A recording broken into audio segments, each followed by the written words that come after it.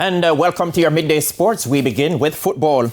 Jamaica's Reggae Boyz earned a hard-fought come-from-behind 2-2 draw with Haiti in their CONCACAF Nations League A Group B clash on Tuesday night at the National Stadium. The Jamaicans trailing 2-0 quite early as Haiti got a double strike from Don Luisius in the 12th and 15th minutes. However, the Reggae Boyz staged a late rally to earn a share of the points, courtesy of an own goal from Ricardo Ade and an 83rd minute penalty from Bobby Reed. Haiti ended the game with 10 men. Despite the draw, the Reggae Boyz remained top of the group with 4 points, the same as second place Cuba, who had a 1-0 win over Suriname. And Honduras followed up their 1-0 defeat to the Reggae Boyz last Friday with a 4-0 thrashing of Grenada. The Jamaicans will next oppose Grenada and Haiti in away games on October 12 and 15, respectively. The Issa Urban Era Manning Cup competition continues this afternoon with 5 matches, headlined by many-time former champions St. George's College opening their account at Winchester Park. They will face Pembroke Hall in Group F action. Elsewhere in the group, Campion College tackle Waterford away and Jose Marti square off with Arden High. In a battle of the former champions, Camperdown High will host Charlie Smith, and that game is at Alpha Academy in Group A. And Ascot High and Vauxhall High will get their season underway in Group G. All matches are slated to start at 3:30. Meanwhile, in the Issa rural area of the Costa Cup, 14 matches are slated for today across 8 zones. Many-time former champions Cornwall College begin their campaign away to Malden High, and that's in one of 3 matches in Zone A.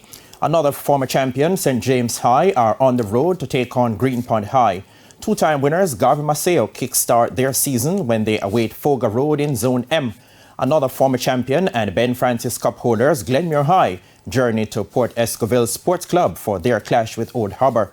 There will also be matches in Zones D, G, J, K and N.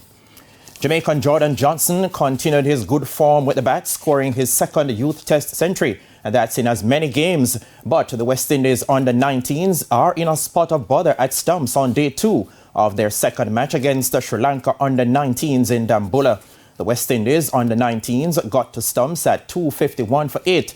That's a slender overall lead of just 52 runs. Johnson, who followed up his 149 in the first youth test with a half-century in the first innings, has been the standout batter for the West Indies with an undefeated 133.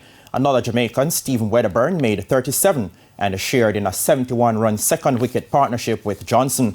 Earlier, Nathan Seeley with 4 for 82 and Isaiah Thorne and Tariq Edward with 2 wickets each combined to dismiss Sri Lanka under-19s for 326 in their first innings reply to the Caribbean team's 127 all-out on day 1.